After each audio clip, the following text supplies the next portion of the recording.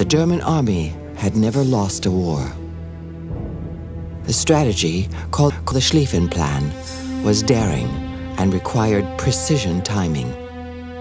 In the east, the Russian army would be held at bay. In the west, the German army would avoid France's line of forts by sweeping west through neutral Belgium and then turning in a huge arc south into France. The French army would be destroyed defending Paris. The war on the Western Front would be over by Christmas. Then the German army would turn to Russia. The German Kaiser Wilhelm II summed up the plan in a phrase: Paris for lunch, dinner in St. Petersburg. Mistakenly believing that the Belgian thrust was a diversionary attack, most of the French army moved northeast toward Alsace and Lorraine.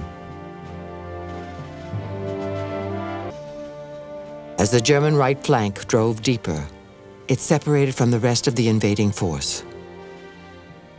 Recognizing their vulnerability, the Germans pulled up 25 miles short of Paris. Now it was France's chance to attack. But to fail this time would be to lose Paris and the entire war.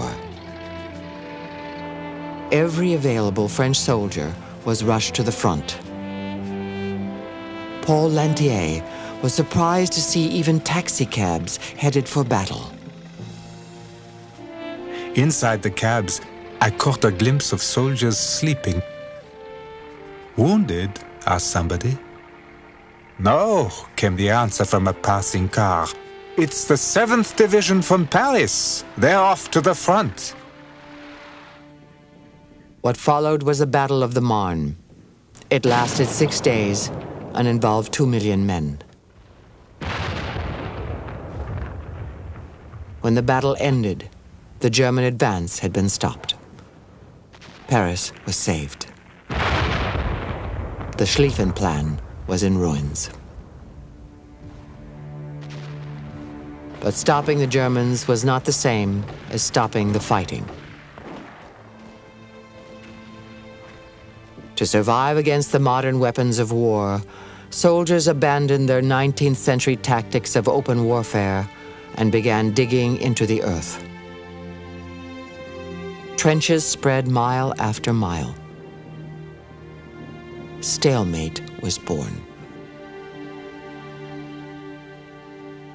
And this is the first time that the British are up against the realities of trench warfare.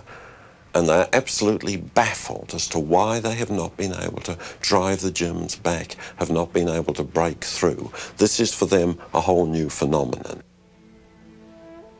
Reaching stalemate was the bloodiest period of the entire war. In 5 months, 400,000 French soldiers were killed. German casualties were just as staggering. The small British force had been almost wiped out.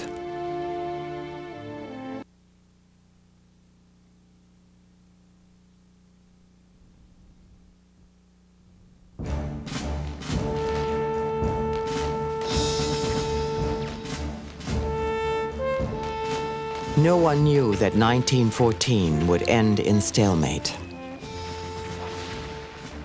In an attempt to break out of the trenches, all kinds of inventions, some more medieval than modern, were tried.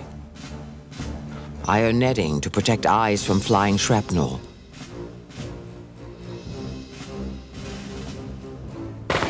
Bullet-stopping body armor.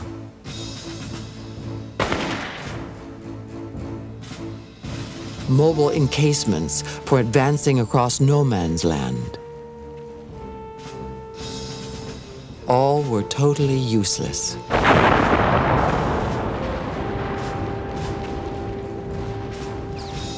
The best they could do was to continue digging into the earth. Soldiers who thought the war would be over by Christmas found themselves living in ditches. The first thing was it smelled bad. It smelled bad because there were open latrines everywhere. They weren't always used by the troops. There were bodies rotting everywhere. Both the Germans and the British were troubled with rats. The rats ate corpses, then they came in and snuggled next to you while you were sleeping.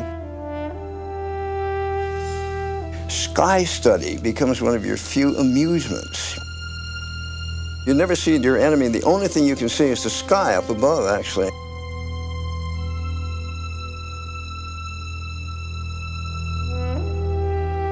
Living in the trenches, some men thought, was like being buried alive. To stay sane, soldiers sang songs, wrote letters home, and relied on their humor. I've a little wet home in a trench, where the rainstorms continually drench. There's a dead cow close by, with her feet in towards the sky, and she gives off a terrible stench. Underneath, in the place of a floor, there's a mass of wet mud and some straw. But with shells dropping there, there's no place to compare with my little wet home in the trench.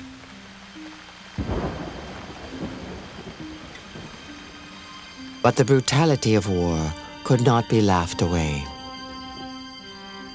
The German soldier, Franz Blumenfeld, wrote home of the strain of living in a trench.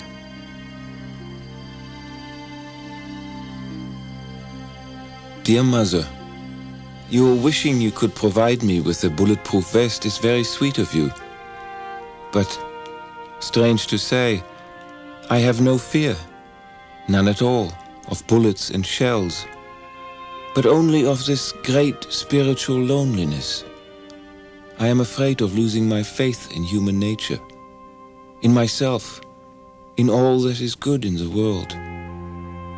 How is it possible that it gives me more pain to bear my own loneliness than to witness the suffering of so many others? What is the good of escaping all the bullets and shells if my soul is injured? Franz. A few yards away, the British and French were enduring the same hardships. To stay alive, soldiers conspired to limit the killing. It was called Live and Let Live. Command made it clear that a certain number of shells had to go over every day in order to make life miserable for the enemy. But okay, you sent them over at that time of day when the enemy would not be having dinner. You wouldn't fire it at a position where you were likely to hurt many of the enemy. You actually hadn't done the enemy a lot of damage, but then he hadn't done you a lot of damage, and therefore you would live to fight another day.